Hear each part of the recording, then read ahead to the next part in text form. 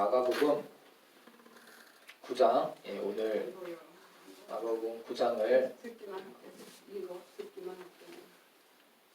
여기 떨어지면 어떡하려고 그러냐. 우리 앞에 계신 집사님과 함께 9장 1절에서 13절까지 같이 교독하겠습니다. 또 그들에게 이르시되 내가 진실로 너에게 이르노니 여기 서 있는 사람 중에는 죽기 전에 하나님의 나라가 권능으로 임하는 것을 볼 자들도 있느니라 하시니라. 엿새 후에 예수께서 베드로와 야고보와 요한을 부르시고 따로 높은 산에 올라가셨더니 그들 앞에서 변명되사 그 옷이 광채가 나며 세상에서 빨래하는 자가 그렇게 희게 할 수 없을 만큼 매우 희워졌더라. 이에 엘리야가 모세와 함께 그들에게 나타나 예수와 더불어 말하거늘 베드로가 예수께 고하되 랍비여 우리가 여기 있는 것이 좋사오니 우리가 초막 셋을 짓되 하나는 주를 위하여 하나는 모세를 위하여 하나는 엘리야를 위하여 하시나이다 하니 이는 그들이 몹시 무서워하므로 그가 무슨 말을 할지 알지 못함이더라. 마침 구름이 와서 그들을 덮으며 구름 속에서 소리가 나되 이는 내 사랑하는 아들이니 너희는 그의 말을 들으라 하는지라. 문득 둘러보니 아무도 보이지 아니하고 오직 예수와 자기들 뿐이었더라. 그들이 산에서 내려올 때에 예수께서 경고하시되 인자가 죽은 자 가운데서 살아날 때까지는 본 것을 아무에게도 이르지 말라 하시니 그들이 이 말씀을 마음에 두며 서로 문의하되 죽은 자 가운데서 살아나는 것이 무엇일까 하고 이에 예수께 묻자와 이르되 어찌하여 서기관들이 엘리야가 먼저 와야 하리라 하나이까. 이르시되 엘리야가 과연 먼저 와서 모든 것을 회복하거니와 어찌 인자에 대하여 기록하기를 많은 고난을 받고 멸시를 당하리라 하였느냐. 그러나 내가 너희에게 이르노니 엘리야가 왔으되 기록된 바와 같이 사람들이 함부로 대우하였느니라 하시니라. 아멘. 네, 감사합니다. 자, 9장 1절까지는 어찌 보면 그 앞의 내용에 이어지는 말씀이에요. 그래서 자, 9장은 누가 썼나요? 아니, 마가복음 누가 썼나요? 마가가 썼죠? 마가는 되게 되고 싶은 게 있었을지 몰라요. 뭐가 되고 싶었을까요? 되게 부러운 사람들이 있었던 것 같아요, 마가가. 네, 베드로. 예수님의 제자. 자기가 어릴 때 예수님을 직접 경험하지는 못하고, 물론 이렇게 집에서 만난 적은 있었을 거예요. 그렇지만 예수님을 직접 예수님하고 얘기하고 경험하고 하면서 예수님을 따라다니면서 제자로 살고 싶었던 거예요, 마가는. 나중에 그렇게 열심히 따라다니면서 제자로 살게 되었지만, 그래서 이 베드로 선생님이나 바울 선생님을 굉장히 따르고 존경했던 게 마가죠. 그래서 주로 베드로와 함께 베드로를 통해서 예수님을 겪었던 부분들에 대해서 너무 부러워하면서 적은 것이 이 마가복음입니다. 1절에 보면 1절은 한 번 더 읽어주세요. 이종현 성도님 한 번 더 읽어주세요. 또 그들에게 이르시되 내가 진실로 너에게 이르노니 여기 서 있는 사람 중에는 죽기 전에 하나님의 나라가 권능으로 임하는 것을 볼 자들도 있느니라 하시니라. 아멘. 오병이어와 칠병이어의 기적을 겪으면서 수많은 무리가 예수님을 따랐지만 그 무리들을 예수님은 다 흩어보냈어요. 그 사람들은 배부르게 되니까 예수님, 자기 문제가 해결되니까 예수님을 왕으로 모시려는 그 사람들은 쫓아보내고, 예수님은 제자 12명을 가르치시길 그런 시간을 확보하기 위해서 제자들과 그 다음에 그래도 예수님을 따르는 이런 정말로 예수님을 따르고자 하는 그런 무리들이 있었어요. 그 무리들을 보시면서 이렇게 말씀하시는 거예요. 여기 있는 사람들 중에는 죽기 전에 하나님 나라가 권능으로 임하는 것을 볼 자들도 있느니라. 여기 있는 사람들 중에는. 자, 이것에 대해서 이제 뭐 성경을 연구하는 사람들의 이야기가 많아요. 좀 이따 보면 산에서 죽었던 사람들과 예수님이 만나는 사건이 벌어져요. 예수님 옷이 하얗게 거기 있는 사람들 예수님 옷이 하얗게 완전히 변하면서 요걸 와 진짜 하나님의 아들이다 그러면서 하늘에서 음성이 나타나요. 이걸 볼 사람들이 있었어요. 예수님께서 베드로와 요한과 야고보 이 세 명만 데리고 가기 때문에 이걸 보게 하실 수도 있었기 때문에 여기서 하나님의 나라가 건너로 임하는 것을 볼 자들도 있느니라 그랬을 때 요 베드로, 야고보, 요한 요 세 명을 얘기하는 걸 수도 있고요. 또 하나는 예수님께서 십자가에 죽으셨다가 어떻게 되시죠? 네, 다시 부활하시잖아. 부활하셔서 이 사람들 중에 부활하신 예수님을 만나는 사람들도 많이 있어요. 지금 예수님이 너희 중에는 무리들과 제자들이 있는 속에서 그 사람들한테 이렇게 얘기하시죠. 너희 중에 하나님 나라가 건너로 임하는 것을 볼 자들도 있다. 이랬을 때 하나님 나라가 건너로 임한다는 것이 이 가능성이 높아요. 예수님이 다시 부활하셨을 때 그 부활하신 예수님. 사람이 부활할 수 있나요? 없죠. 없잖아요. 하나님이라는 뜻이고 그 하나님이 믿는 사람들을 그렇게 다시 부활을 시켜주겠다. 이것이기 때문에 그걸 볼 사람들이 여기 중에는 있었어요. 그래서 아마도 이 말씀일 가능성이 가장 높고 또 나중에 예수님 우리가 다 죽고 나서도 예수님 다시 오세요 안 오세요? 오죠. 다시 오시죠. 재림하실 때를 얘기하는 거라고 볼 수도 있어요. 그러나 어찌 됐든지 간에 성경은 지금 여기 있는 사람들에게 얘기하는 것이 아니라 우리에게 얘기하고 있는 것이에요. 우리에게 그 8장 38절에 보면 누구든지 이 음란하고 죄 많은 세대에서 나와 내 말을 부끄러워하면 인자도 아버지의 영광으로 거룩한 천사들과 함께 올 때에 그 사람을 부끄러워하리라. 하나님 말씀이 내가 하나님 믿는다 이런 걸 부끄러워한다는 뜻이 아니라 하나님 이 세상을 똑똑하게 살아가야지 뭐 하나님을 믿고 살아. 자기도 하나님을 믿는다고 하면서 세상의 방법대로 사는 거 이게 하나님을 부끄러워하는 거예요. 이게 예수님을 부끄러워하는 거예요. 그런 사람들이 있는가 하는 그런 사람들은 결국 지옥에 갈 것이고 그러나 그 가운데에서도 하나님을 붙들고 죽기 전에 하나님을 붙들고 하나님의 나라가 권능으로 임하는 것들을 볼 자들, 구원될 자들도 이 가운데 있다는 거예요. 우리들 가운데. 우리들 가운데는 다 구원받으면 좋겠어요. 그러나 그럴 자들도 있고 구원받지 못할 자들도 있습니다. 여기는 소수가 모여있기 때문에 다 구원받을 자인 줄로 믿습니다. 아멘. 그렇게 해서 1절이 그 위에랑 연관돼서 8장과 함께 끝났고요. 그 다음에 2절부터 13절에는 예수님께서 베드로, 요한, 야고보 3명만 데리고 산에 올라가세요. 산에 올라가셨는데 거기서 모세와 엘리야가 죽은 사람들이에요. 모세와 엘리야가 살아서 만나요. 모세가 뭘 썼죠? 오경. 네, 모세 오경을 썼잖아요. 그리고 엘리야는 선지자의 대표예요, 대표. 그래서 구약 성경은 크게 두 가지로 얘기해요. 모세 오경과 나머지는 선지서. 그래서 구약 성경, 구약을 대표하는 두 인물이 있어요. 중요한 인물이. 모세와 엘리야인데 이제 신약은 누구죠? 새로운 약속은? 예수님이잖아요. 예수님.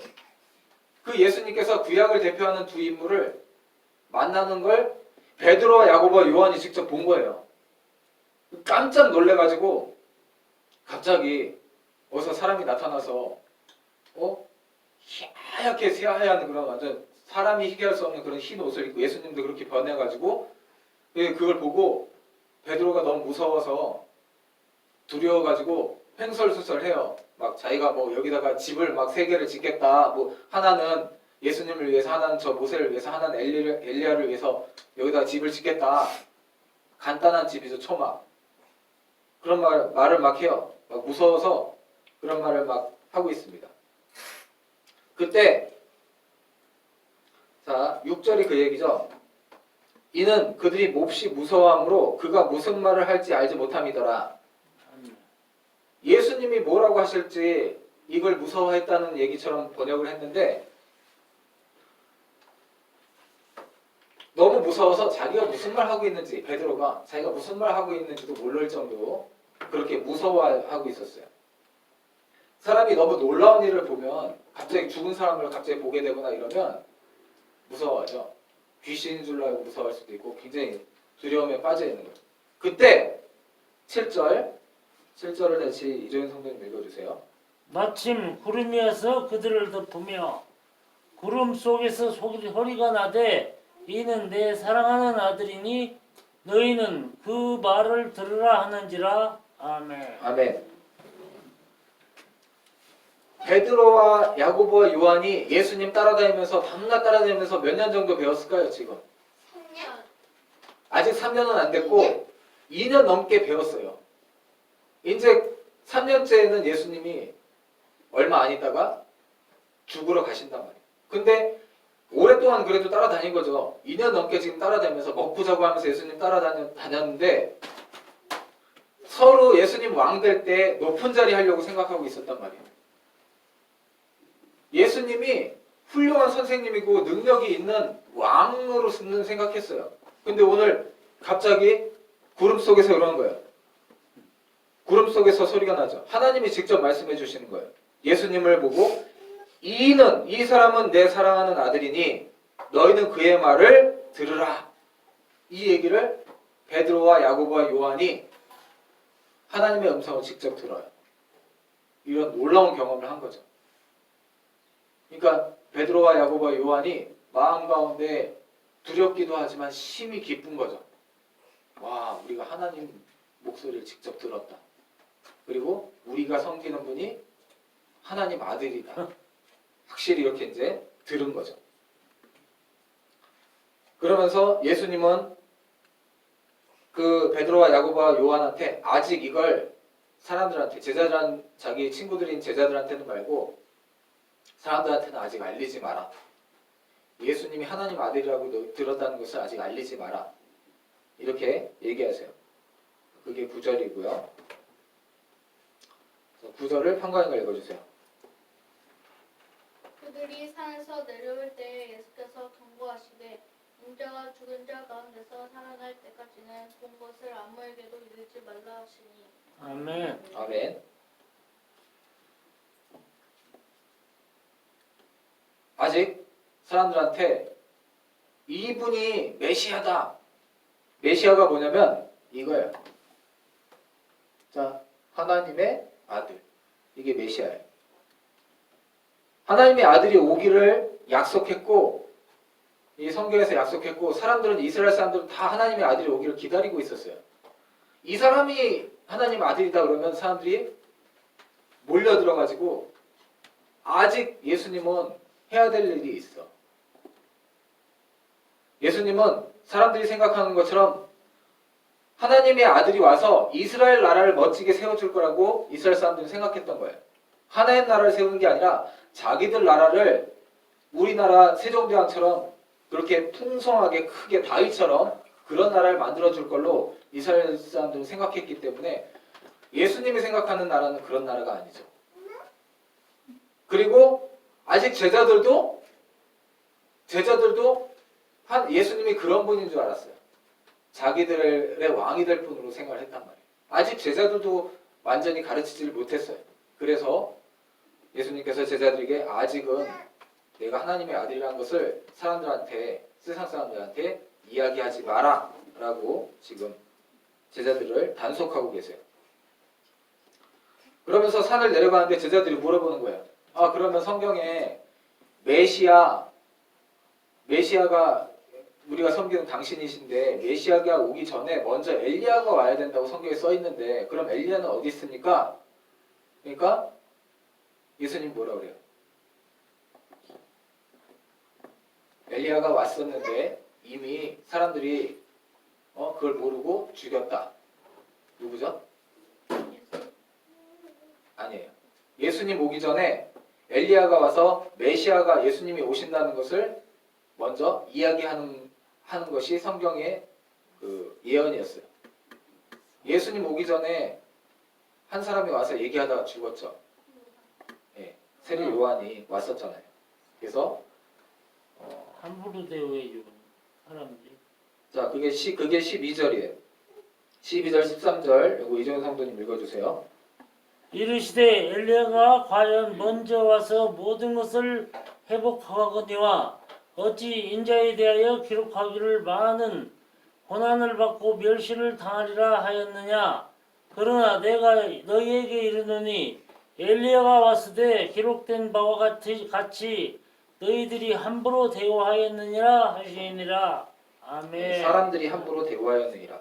그러니까 엘리야가 성경의 예언처럼 엘리야가 왔어요. 그 엘리야가 누구냐면 메시아를 앞서서 오신다라고 얘기하는 그 세례 요한이 와서 내 뒤에 메시아가 오신다라고 얘기했고 예수님을 얘기하다가 사람들이 그게 엘리야인 줄 모르고 잡아서 옥에 가두고 지난번에 그 딸이 춤출 때 목 베어서 죽였잖아요. 엘리야가 세례 요한, 예수님은 세례 요한이 엘리야였다, 다시 온 엘리야였다 이렇게 말씀을 하고 계신 거예요. 그래서 제자들한테 세례 요한이 엘리야였다라고 설명을 해주시고 그리고 14절부터 28절까지는 우리 권사님과 함께 교독하겠습니다. 이거는 읽으시라고. 선생님 크게. 이에 그들이 제자들에게 와서 큰 무리가 그들을 둘러싸고 서기관들이 그들과 더불어 변론하고 있더라. 온 무리가 곧 예수를 보고 매우 놀라며 달려와 문안하거늘 예수께서 물으시되 너희가 무엇을 그들과 변론하느냐. 우리 중에 하나가 대답하되 선생님 말 못하게 귀신 들린 제 아들을 선생님께 데려왔나이다. 귀신들이 어디서든지 그들을 잡으면 거꾸로 거품을 흘리며 이를 갈며 그리고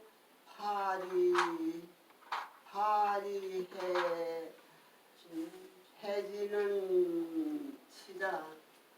내가 선생님의 제자들에게 내쫓아 달아 하였으나 그들이 능히 하지 못하더라. 대답하여 이르시되 믿음이 없는 세대여 내가 얼마나 너희와 함께 있으며 얼마나 너희에게 참으리요 그를 내게로 데려오라 하시매 이에 데리고 오니 귀신이 예수를 보고 곧 그 아이를로 힘이 경련을 일으키게 하는지라. 그가 땅에 엎드러져 구르며 거품을 흘리더라. 예수께서 아버지에게 물으시되 언제부터 이렇게 되었느냐 하시니 이르되 어릴 때부터이니라.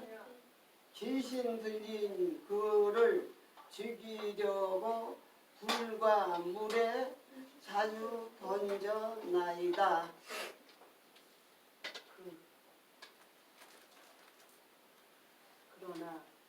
그러나 무엇을 하실 수 있거든 우리를 불쌍히 여기사 도와주옵소서.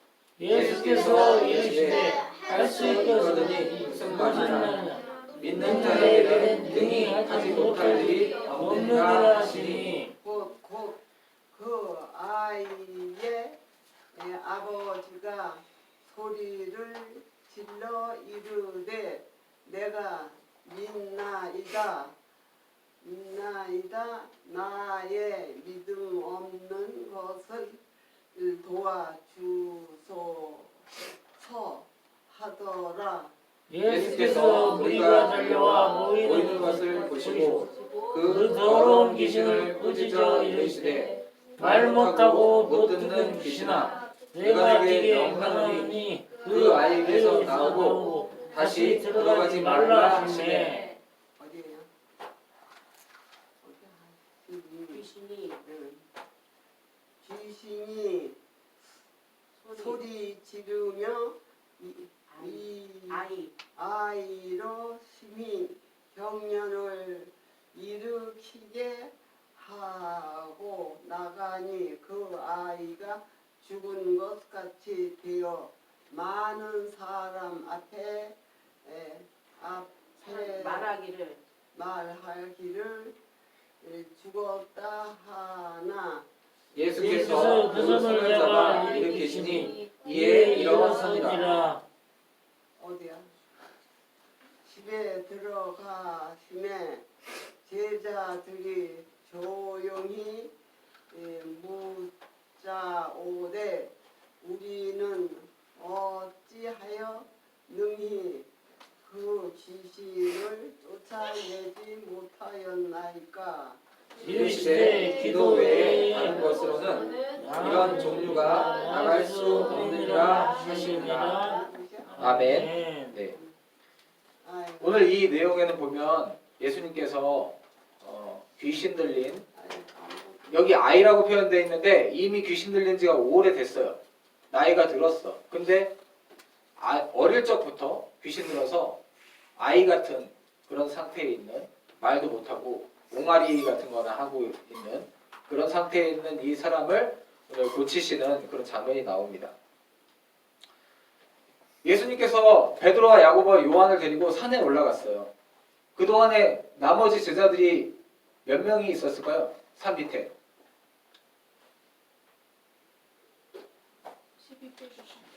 자, 몇 명의 제자들이 산 밑에 남아 있었을까요? 9명? 네, 9명의 제자들이 남아 있었어요. 9명의 제자들에게 예수님께서 병 고치는 능력을 주셨어요. 너희들에게 병 고치는 능력을 줄 테니까 가서 문제 있는 사람들에게 나를 알리고 예수님을 알리고 이제 하나님 나라가 왔다. 그동안의 삶에 대해서 회개하라. 그러면서 전도하라고 보냈어요.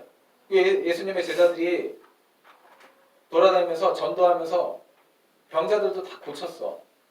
그런데 지금 3명 데리고 예수님이 산에 올라가셨다가 9명이 남아 있었는데 이 9명에게 사람들이 이 아이를 데리고 온 거예요. 이 아이의 부모와 또 주변의 사람들과 바리새인들이 이 9명에게 고쳐달라고 데리고 왔어. 근데 이 9명의 제자들이 고쳤어요? 못 고쳤어요? 못 고치니까 이 아이의 부모도 그렇고 뭐라고 막 한 거죠. 그리고 주변에 있는 바리새인들은 거 봐라 그러면서 딱 기회를 잡았잖아요. 얘네들 하는 꼬투를 잡고 너네들이 하는 게 다 마귀들이 하는 거고 그전에도 마귀들이 한 거고 이렇게 막 그렇게 예수님이 한 거에 대해서 마귀의 왕의 힘을 사탄을 이용해서 쫓아보낸 거다 막 그러면서 비방하고 그랬단 말이에요. 못 쫓아내니까 거 봐라 그러면서 이제 막 비방을 하고 있는데 그렇게 비방하고 있을 때 예수님이 딱 나타나니까 사람들이 깜짝 놀란 거예요. 그리고 혹시 예수님은 되지 않을까? 그러면서도 마침 예수님을 안 되니까 그 부모는 찾고 있었는데 그 예수님 보면서 깜짝 놀라서 반가워가지고 이제 특히 그 아이의 부모가 달려온 거죠. 달려오면서 이제 얘기하는 거예요. 예수님한테 당신 제자들한테 쫓아내달라고 했더니 못 쫓아내더라.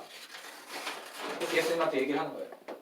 그때 예수님께서 그 아이의 부모와 그리고 제자들과 거기에 제자들 못 고친다고 예수님을 비방하고 있는 그 바리새인들한테 말씀하신 거예요.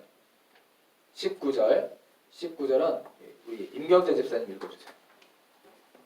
대답하여 이르시되 믿음이 없는 세대여 내가 얼마나 너희와 함께 있으며 얼마나 너희에게 참으리요 그를 내게로 데려오라 하시매. 아멘. 예수님께서 믿음이 없는 세대여 이랬잖아요. 어느 한 사람 제자들만 보고 얘기한 게 아니에요. 그 다음에 아이의 부모만 보고 얘기한 게 아니에요. 거기 있는 사람들 전체에 대해서 불쌍히 여기시면서 얘기하시는 거예요. 한편으로는 예수님이 한숨 쉬시면서 탄식하신 거지만 내가 그동안 함께 있었는데 이제 함께 할 날이 얼마 남지 않았는데 참 걱정이구나 이런 마음으로 예수님께서 말씀하시는 거예요. 그러면서 믿음이 없는 세대여 내가 얼마나 너희와 함께 있으며 그러면서 말씀하시는 거고 믿음이 없다라고 지금 얘기하고 있는 거예요. 제자들한테도 얘기를 했고 그 아이의 부모에게도 얘기를 한 거고 그 아이는 아이기 때문에 그 아이가 만약에 어른이라면 그 아이에게도 얘기를 한 건데 그 아이는 아이이기 때문에 그 아이를 제외한 이 사람들에게 전체에 얘기를 한 거예요. 믿음이 없는 세대다. 그러면서 그랬더니 자 예수님 앞에 딱 오면은 예수님 앞에 꼼짝도 못 해야 되잖아요. 근데 귀신이 어떻게 해요? 나갔죠. 아니에요. 자 20절 발작을 해요. 발작을 시작해요. 자 20절 황인성 선생님 읽어주세요. 이에 데리고 오니 귀신이 예수를 보고 곧 그 아이로 심히 경련을 일으키게 하는데라. 그게 땅에 엎드러지며 부르며 거품을 흘리더라. 아멘. 예수님 앞에만 오면 귀신이 꼼짝 못 해야 될 것 같은데 그렇지 않아요. 귀신이 제자들에게 했던 것처럼 막 발작이 항상 일어나는 게 아닌데 바로 예수님 앞에 왔는데도 거품 흘리면서 똑같이 제자들 앞에서 그러고 있는 거예요. 막 거품 흘리면서 귀신이 막 발작을 하고 있는 거죠. 귀신이 그 사람을 이용해서 막 나타내고 있는 거예요. 자기를. 예수님 앞이신데도. 제자들은 이럴 때 엄청 겁먹고 이거 막 아무리 기도하는데도 안 되고 기름 아무리 발라도 안 되는 거였죠. 예수님은 그거 보시면서 사람들은 봐라 또 그런 거죠. 봐 안 되잖아. 그러고 있는데 예수님은 태평해요. 아이 부모에게 물어봐요. 얘가 언제부터 이렇게 됐냐? 그랬더니 어릴 때부터 그랬습니다. 얘기하는 거예요.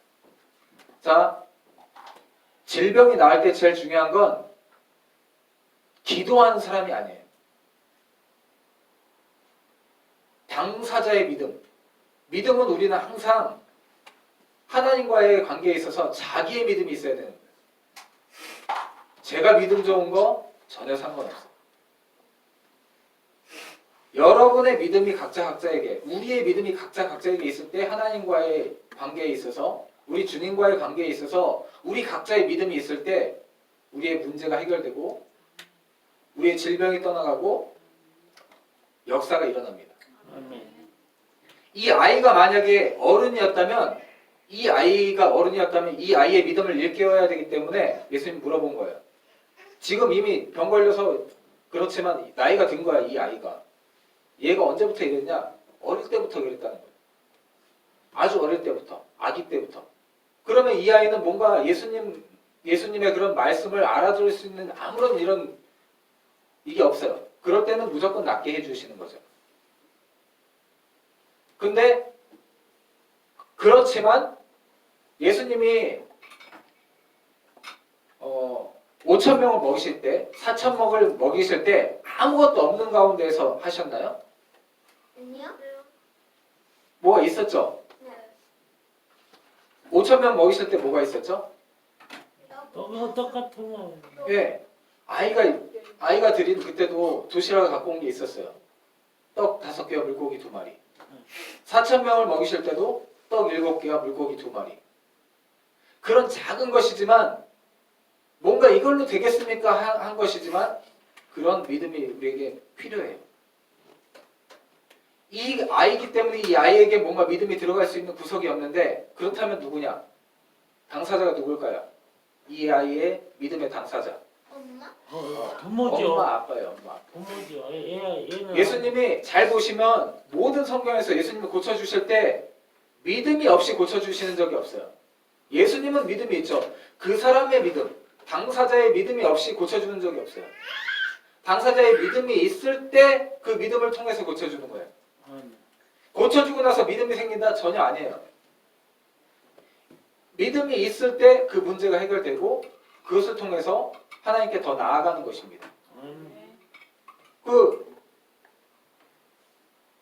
예수님 옷자락에라도 자기가 손만 대도 나을 거라고 믿었던 그 여자, 그때 사람들이 수많은 무리가 다 예수님을 만지고 예수님한테 와서 뭔가 해결해달라고 하려고 붙잡았었는데, 그 수많은 사람이 붙잡았었는데 그 수많은 사람들이 다 병자들이었는데 그 사람들이 다 나은 게 아니라 그 중에 딱 한 명 믿음을 갖고 만졌던 그 여자가 나은 거예요. 혈루증을 앓던 여자. 믿음이 있는 사람만이 낫고 믿음이 없이는 이게 나타나지 않아요.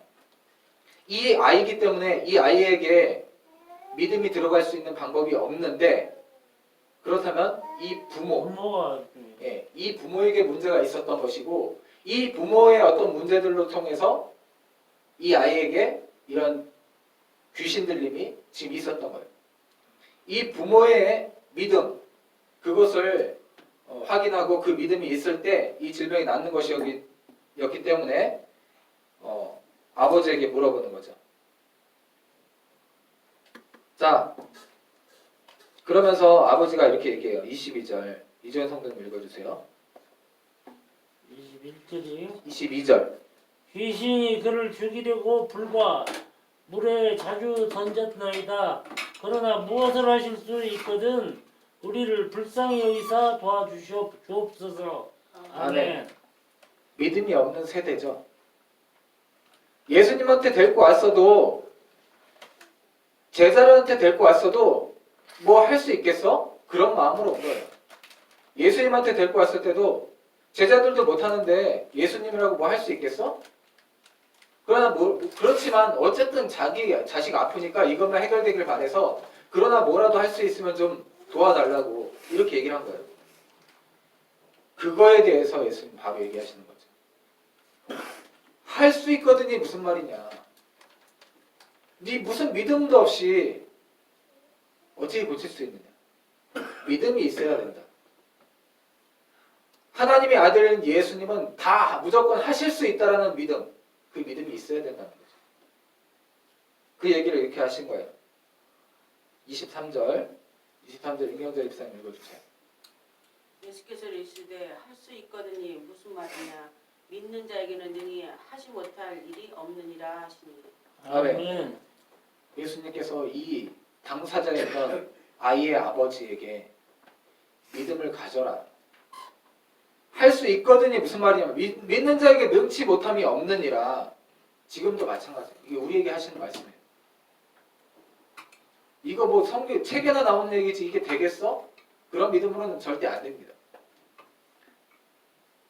하나님은 하실 수 있다라고 믿으면 지금도 다 이루어져요. 이런 기적이. 지금도 우리 삶 가운데 다 이루어집니다. 그때 이 아버지가 솔직하죠. 이 아버지가 솔직한 고백을 하는 거예요. 이게 예수님의 마음에 들었어요. 여기 예수님이 고쳐준 사람이 많은 것 같지만 믿고 이렇게 나와서 믿음이 있는 것을 고백한 사람들만 성경에 적혀 있는 거예요. 적죠, 굉장히. 수많은 사람이 왔지만 고침받은 수도 적었고, 고침받은 사람 중에도 이렇게 믿음이 생겨지는 경우가 적죠. 24절을 다시 임경래 집사님 읽어주세요. 곧 그 아이의 아버지가 소리를 질러 이르되 내가 믿나이다. 나의 믿음 없는 것을 도와주소서 하더라. 아멘. 자기가 믿겠습니다 이거예요. 내 믿음이 없지만 믿겠습니다 라고 사람들 앞에서 크게 소리 질러요. 이거 쉬운 거 아닙니다. 그래도 정말 믿어보겠다라는 강한 의지가 없이는 이거 쉬운 게 아니에요. 안 고쳐지고 있는데, 예수님 왔는데도 뭔가 이게 반응이 없이 오히려 더 발작을 하고 있는데, 내가 믿겠습니다. 내가 믿습니다. 나 믿음 없는 걸 좀 도와주세요. 이렇게 얘기를 한 거죠. 우리가 하나님께 구할 때 그래야 돼요. 우리의 믿음이 생겨질 때 그런즉 믿음이 있은 즉시로 우리의 문제가 해결이 됩니다.